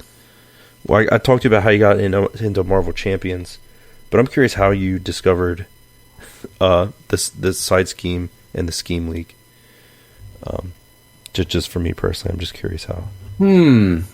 So when I got into Champions, anytime I get into a new game or a new hobby, I look for podcasts and YouTube, and that tends to be where I try to like get up to speed with whatever the competitive meta. I realize Marvel Champions doesn't exactly have a quote unquote competitive meta, but I'm very much a person who likes to play games at an analytical level where I'm trying to min-max to put it into MMO terms.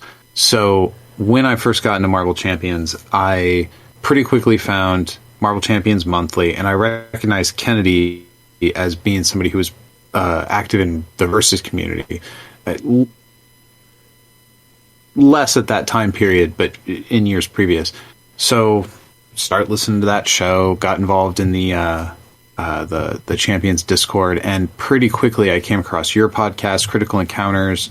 I feel like there was a couple others. So initially I was listening to like 4 or 5 Champions podcasts, and then pretty quickly that list shrank down to Side Scheme and Marvel Champions are pretty much the only 2 that I listen to with any degree of regularity. Now, no shade on any of their podcasts. Those are just the ones that clicked with me. Of course, there's plenty of good content in the community.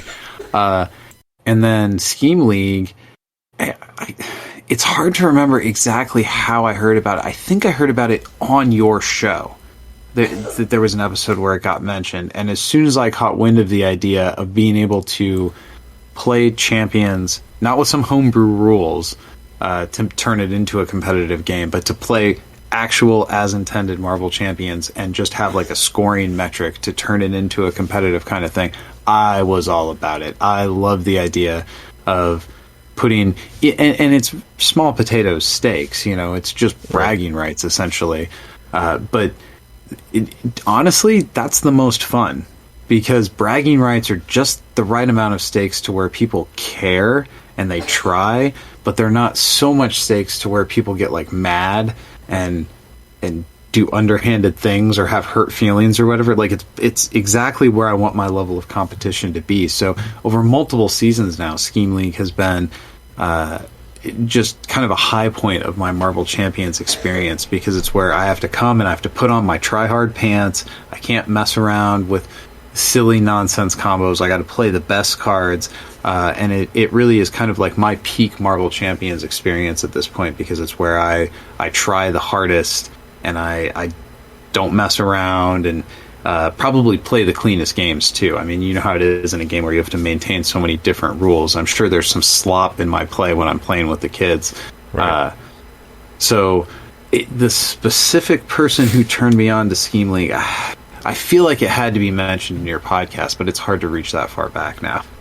Yeah, now that you say that, because I mean the original idea of the draft league, it came from Tommy, and they were gonna do it at locals, where he had a format figured out where he was gonna draft, and they were gonna play games like they were gonna play like 2-player games, and then they would finish with like a 4-player game, over multiple weeks, and then the pandemic happened, and you couldn't go out to your local game store anymore. So then we kind of evolved Tommy's idea for the local game store draft league and just implemented it through our Discord to our listeners, to do it online. And I think it was kind of important for us that it stayed. So it's 2-player or solo 2-handed, because we know not everybody has people they can play with. So we want that option for the people that play solo, that they can still participate. But I mean, people play on TTS and stuff too. So I mean, you can find a partner. So like me, I play some games solo 2-handed, some games my wife plays with me. So that's why like I drafted the 2 heroes. So for people that don't know, normally how the draft league works, the scheme league, we'll draft a hero in an aspect. So you'll draft 2 heroes in 2 aspects, and then you play with those. For most of the time, it's like 3 games over like a 4-week period. But this season, since I'd kind of been away from the wild, I wrote an article. People know I stepped away kind of from like Marvel Champions and like from gaming in general. Like, I was still active and stuff, but I just took a step back for like mental health reasons. I had a bunch of like loss of people close to me, so I needed to just take a step back and like reset. So now that like I was ready to come back to doing more side scheme stuff, and got the scheme league running again, I wanted to do something special for everybody that's kind of stuck around with me through this journey. So season 10 used scenario product that had been released by FFG to this point. I kind of crafted my own story using existing scenarios and modular sets, and then tried to come up with my own campaign rewards for people. And I know like you said you enjoyed it, but what were your thoughts on the side scheme campaign for season 10? I like one game per week as opposed to 3 games and you have 4 weeks or whatever. Like it often what would happen is it would be in previous seasons is I would end up playing like all 3 games in the last week or so, because that's just how life works with 2 small kids in the house. So this one coming out in bite-sized chunks, in terms of scheduling and like for my life, felt smoother and better. I liked the story being released in bite-sized chunks of 1 a week, gave it that like TV show feel where it's like, okay, what's going to happen in the next episode? Incorporating campaign rewards from multiple different campaigns to be able to upgrade our heroes. So yeah, the scenarios are getting more difficult and things are getting a little bit crazier, but we're getting stronger at the same time. And it felt like the pacing of it, you had the advantage of kind of standing on the shoulders of what everything FFG has done up until this point and being able to learn from their mistakes, and not only learn from them like through your own experience, but through the whole community. You've been able to read all that community feedback, so you were able to take all the pieces that FFG made and then kind of synthesize them together in a story campaign that kind of papered over some of the flaws of like, oh, well, when they did Red Skull, this happened and it didn't quite work as well, or this campaign reward didn't feel quite as good in GMW. But the way it all was knitted together, I don't know how much time you put into writing all of those pieces or thinking about balancing the mechanics of it, but it paid off. I really enjoyed this, and I should take this opportunity to give a shout out to Joe, my teammate, because we played all of our games over Discord, and Joe ran all the games. Often when we do stuff, I set stuff up, I run it, but this time Joe hooked up the camera, he played his character and the villain on his side of the Discord, and all I had to do was play my hero. So on top of all that, I didn't even have to do the like overhead administrative work of running the game for myself. So I got to kind of just experience it. And it was great. Yeah, I very much look forward to our Sunday afternoon, Sunday evening Scheme League games throughout the whole thing. And I mean, I keep just coming up with more different ways of saying praise for this, which I don't mean to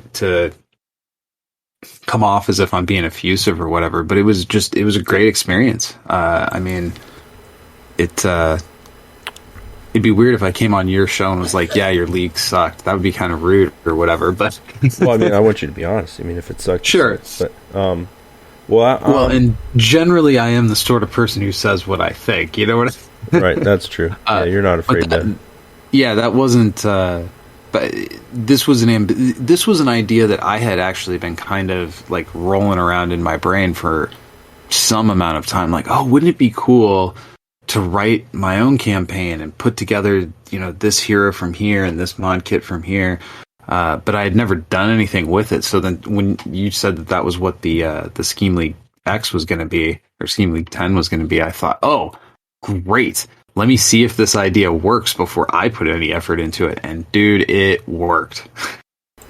I'm glad to hear that. I was writing the story, right? So I started with where I wanted the scenarios to go. So I picked like the main scenarios, and then I wrote the story from there. Like I had an idea where I wanted to go, but I didn't like write down, dialogue and stuff yet. But that definitely took the most time. But I was a little worried when I went from. So we started with Ultron, and we went to Green Goblin, and then Red Skull, and then Thanos, and then we end with Kang.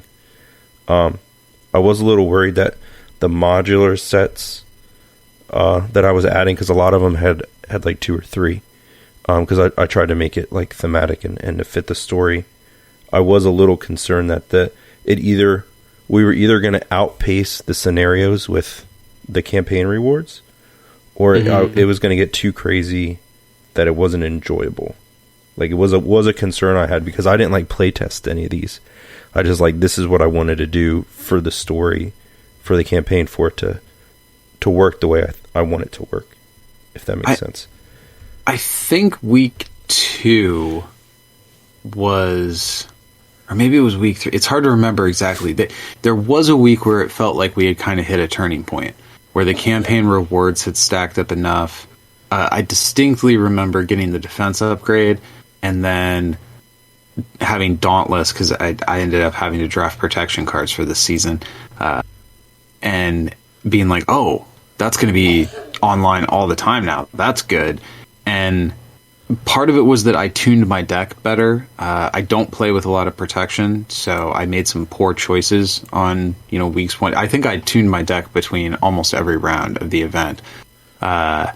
So that was part of it, but also the campaign rewards. Certainly, by the end of it, while I knew we were doing harder and more difficult things, and it felt like the potential to just lose out of nowhere was kind of hanging over us at all times, it didn't feel... I didn't hit it like a desperation moment. I think it was week 2 where I was like, dude, I think we're going to die here. And we just got some lucky draws, and we were able to kind of pull ourselves out of it. And we didn't have another, if that would have had 3 boost icons instead of 2, we would have been dead kind of moment after. Maybe it was week 3. I don't know. I should have taken better notes. I didn't week realize 2, I was going to have to provide a debrief on this one. No, that's all right. Week 2 was where you could picked one of the upgrades from the Rise of Red Skull. Okay. So then I think going into week 3 is where I started to feel my deck and get the combos down, and started to feel more powerful. Those first couple weeks, so I think it was the second one in particular, was where Joe and I were this is really hard. And then after that, it kind of... that one was really Titan hard. And the Power Stone. Yeah, it's all coming back to me now. Yeah. All right, because I didn't want people to feel like they were going to lose, or that it was so hard, right? I wanted it to be a fun, enjoyable experience with some tough moments, So we all engage with games in different ways, right? And there's certainly playing games at kind of a casual level. I realize the word casual is thrown around like a pejorative, but that's not my intent in using it here. Playing games at a recreational level. I play a lot of kitchen table games. I play Final Fantasy TCG, and I don't play that in any kind of competitive way whatsoever. I just like the game. And I think that's a totally valid way to engage with a game and get enjoyment out of it. And not every game has to be taken to a competitive level, and not every player wants to take any game to a competitive level. All of that being said, I very much enjoy things like the Arkham Horror LCG. I like punishing difficult games. So the threat of failure is actually something I really enjoy. Now, I like winning more than losing. When the threat of failure is bearing down on me, I like to be able to turn the corner at the last minute and beat the villain. But if that threat is never real, like if you don't ever feel that pressure, at a certain point the game starts to get boring. There was never a moment where I was bored playing through any of the season of Scheme League, even though like in some of the later weeks I didn't have those moments where I was like seriously contemplating whether or not we were going to lose. I know on week 5 I was a little tense, like what? So if we don't beat it, we're just done. We don't get a second try. That's scary going in. But then once we got into it, I think our decks were both tuned to the point where Joe and I did pretty well, and we had kind of figured out how our decks worked well with each other as on top of that. So we were in a pretty strong position coming into that final week. Right. Yeah, I mean, dude, the way I set up the story, I couldn't let people retry Scenario 5. Yeah, that makes sense. I wanted it to feel like there were some stakes to that one. Yeah, Kang's not supposed to be a joke, so... well, I'm glad to hear... Well, and that happens to be one of my favorite scenarios as well. So, like, both on a personal level, because you just happen to make choices that resonate with things I like as a player, but also, kind of more generally, I think it fit the story really well. So I really just have nothing but high praise. I see why you brought me on here, so I can just... yeah. You don't have to tell people you're great. I'll do it for you. I'll Venmo you after the show. Yeah. I promoted your Patreon, too. You see how this is going? Yeah. Well, Kang is my favorite scenario. That's kind of why I wanted to end That's with a good choice. One. That's why Kang and Mutagen are like my two favorites. So I worked both of them in. But what I tried to do is I tried to take so we started with Ultron core set, and we went to Green Goblin. That was like another early one, and then Red Skull from that box. And I didn't take any of the scenarios from Galaxy's Most Wanted, but what we did do is use some of the campaign upgrades. And while they're not great, I tried to work in, and we had the Power Stone. So I worked in some Galaxy's Most Wanted stuff. And the Power Stone, just in and of itself, adds so many puzzles to solve because you have to pay so much more attention to attack values. Otherwise, that thing goes bouncing around the table, which is, again, I'm the kind of player where I like having to keep track of lots of variables. So that mechanic resonates with me very strongly. Right. And then we got Thanos, right? We got to have Thanos. And then and then Kang. So the only things we didn't have were the hood, which I didn't want to use the hood because I wasn't sure at that point if everybody had access to the hood. So I didn't want to use any of that stuff, and I didn't want to use Galaxy's Most Wanted. I thought about using a Badoon Headhunter as a modular set, but then it didn't work with the story. So I ended up cutting it. But yeah. Did you think that Kang was going to be last before he showed up last? No. I was so sure that Thanos was last when Joe was like, "No, dude, there's another week after this." I was like, "Nah, come on. Of course Thanos is there." like he's going to post like the epilogue after and then Kang popped out. I'm like, "Yes, this is great." So no, that caught me by surprise.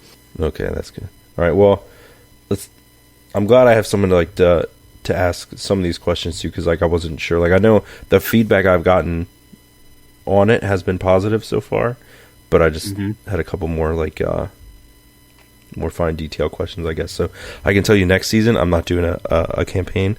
We'll do a normal. I will try to do I'll maybe do 4 games in 4 weeks, but I'm not gonna craft a story for the next one. That'll take me a little bit to come up with another one. That's very time consuming. So there will be another campaign at some point, but maybe we'll just do a Sinister Motives campaign draft after that comes out. Maybe. Yeah, that'd be a lot of fun. Because we did that for Red Skull, but I don't think we've done one since then. Where we draft and all play through the campaign together. So maybe that'll be next. Yeah, I really enjoyed I think that might have been my first Scheme League, was the Red Skull one, maybe. Okay. I think so. If it wasn't my first, it was my first or second experience with Scheme League, and I've enjoyed every single one of them that I participated in. It's good. Good to know. I mean, I think drafting is half the fun, right? Because everybody has to draft in gifts. For sure. So that's always an enjoyable time. Well, and it forces you to play with cards you wouldn't normally play with. Right. Which, as much as I'm not a big fan of certain aspects, as we've covered already on the show, restrictions, limitations, that breeds creativity. So being put in the position where I had to figure out how to make Ant-Man protection work was a fun puzzle to solve. Is that a deck I'm going to go back to and play for fun? Probably not, but within the context of the league, it was a fun problem to have to solve. Right. Yeah, I mean, soon we're going to get to the point where I think I might have to, we banned Adam Warlock for the draft league just because that his deck building requirement doesn't lend itself to work well with the draft league. But banning other heroes, because we're at the point where we have so many, that it's just super strong heroes all the time. So I'm kicking around, the heroes that always go 1 through 5, every time, they're going to be banned, and then we'll try to freshen up the hero pool a little bit. Yeah. I really liked the season where we drafted unique cards. Oh, yeah. Man. Yeah, that's coming back. I'm sure that too. was That's a lot of work, but that was it. Joe and I actually spread out all the unique cards on the table in front of us, and then we're many now. We're pulling them off as they got drafted, and we really enjoyed. Unfortunately, that happened to fall at the exact same time as our regular Friday night game night. So there were the two dudes who were not playing in the league, just kind of sitting there when are you guys going to be done so we can play a game? I'm sorry. But that was a very good time. I enjoyed that season a lot. I do want to bring back the unique card draft. That one takes a lot longer, not just to set up, but to actually do the draft. And there's so many unique cards. I'm sure we can figure out a way to do it, but yeah, I want to bring that back. I definitely want to bring back a custom campaign at some point. But this next one's probably just going to be a regular one. And then maybe after that we can roll right into a Sinister Modus one for season 12. Great. Well, I recommend everybody hearing this signs up for Steam League. It's a great time. And if you're interested in just playing through the campaign we talked about, I did publish an article that just has the campaign, the scenarios, and the stories all in there. So people can check that out if they want, or if they want to participate in the Scheme League, they can reach out to me on Facebook or Discord or the Side Scheme website or whatever, and I'll get you in on it. But all right, I think I've had you here an hour longer than I was planning on. Well, I'm long-winded, so that's at least partially my fault. It's fine. It's fine. But I think we'll start to wrap it up. So I will give you the floor. Anything you want to plug, anything you want to say. Now's your chance. Sure. Well, pretty much the hub of all my creative endeavors is patreon.com/thebuildphase. My podcast has its own website, my YouTube, my videos, any articles I write. All that stuff is housed at different places, but it's all kind of the axle around which it turns is patreon.com/thebuildphase. If you enjoy playing Versus 2 PCG, Dice Throne, Radlands, Marvel Champions, we have a pretty happening Discord server. I'd like to call it the coolest clubhouse in Versus, and that more or less sums up what I'm all about, man. Thanks for having me on the show, dude. This was a lot of fun. Yeah, thanks for joining me.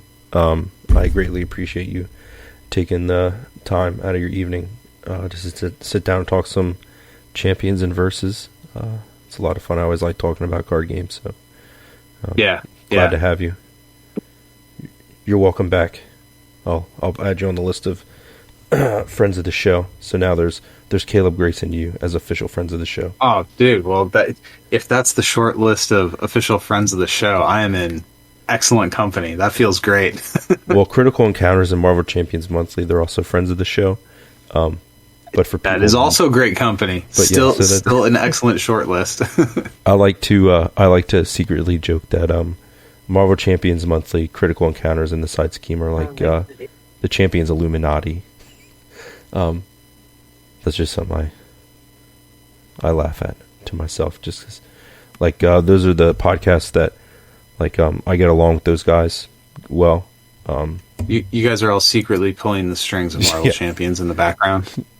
Yeah.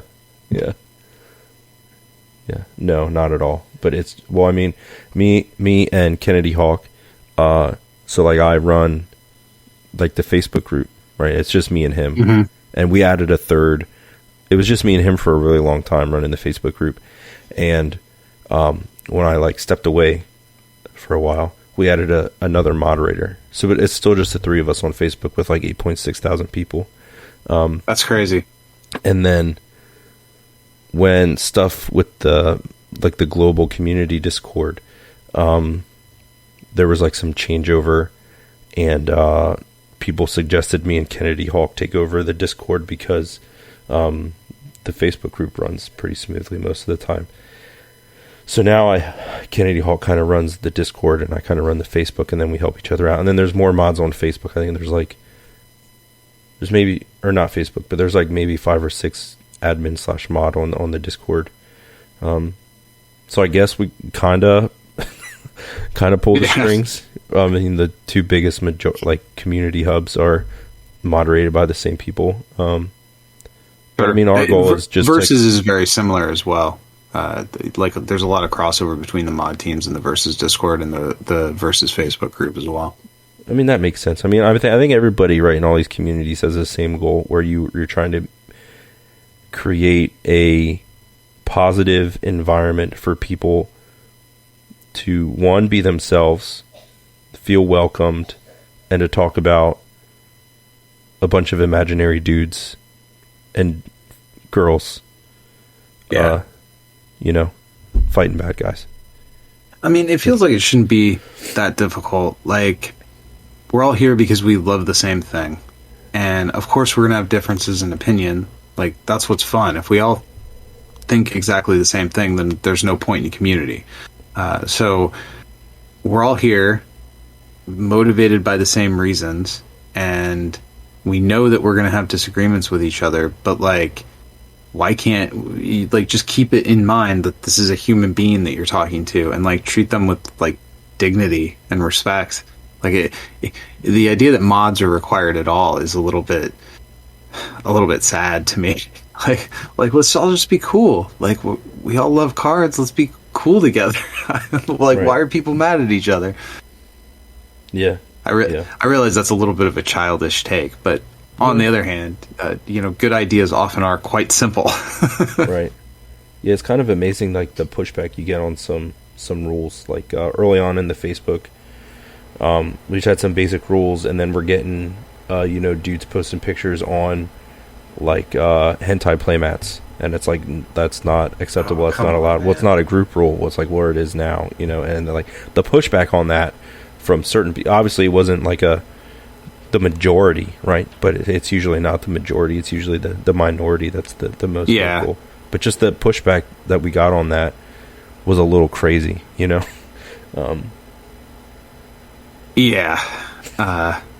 We can swap moderator war stories off the air. I don't. We're towing up to the line where I don't want to like tell an anecdote that I didn't mean to. You know what I mean? Right. Right. Well, I know you've had. Yeah, more stuff on your end with that. Well, I mean, like with Marvel Champions, like we don't have to worry about people. For the most part, you don't have to worry about people cheating.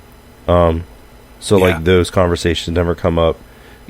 Most of the time, right? It's a co-op game. The whole point is to work together. Where like, so Versus the community is very welcoming and very good as a whole, but it's just, I think it's a byproduct of competitive games. Where by its nature, it's a player against a player, so that it brings in that tension, and it brings in the egos more than like Arkham or other co-op games. Well, and I'll add one other element to that. Like the worst, I'm hesitant to call it a cheating scandal. The worst blow-ups we've had in the Versus community with regard to competitive play have been online play, and in events where there was a buy-in, where people had to pay to participate. And that is where all of the worst arguments have come out of. All build phase events are free to enter. And they're free to enter specifically because I think once people put money down, they start to get a little weird. emotions start to get a little bit higher. And when playing over webcam, it's pretty hard to ensure the integrity of the game. Cheating is a lot easier when you're not face-to-face in front of somebody. And if there's money on the line, people can justify all kinds of things to themselves when there's money on the line. So, in my opinion, one of the ways we, within the build phase, have maintained a really positive, while it is a competitive environment, it's a friendly competitive environment. And I think one of the keys to us maintaining that is that myself and Joe, the rest of Team Build Phase, have always provided prizes to make the events fun, but we've never charged anybody to interim. And I think that's a key to our success. Right. I think that makes sense. I'm not trying to say that the first community is terrible, right? I think it's a great community. No, I didn't take it that way either. But yeah, you I think have you're added right. tensions in a when you're fighting against right. another person, it definitely the disagreements can be born out of competition. Whereas in Marvel Champions, it's cooperative, so you don't have that element. Right, and I know I don't want to get into it, but just from like me coming into Versus like 6 years later, it seems like the most of the negative things I've heard have been about people that just lacked respect for other human beings, right? So you probably any don't group want of people that gets to a sufficient size is going to have a few people who aren't very kind. That is true. Right. So I mean, yeah, it's whatever. I'm going to use a cliche. It is what it is, right? Correct. Just try to be excellent to each other. Be the best human being you can be to other people, and then you minimize the shit. Say. I mean, that's a good rule at the card table, and that's a good rule for life. Be excellent to each other. That is one of the server rules in the big Marvel Champions community Discord. I'm pretty sure it's a rule on the Facebook. Be excellent to each other.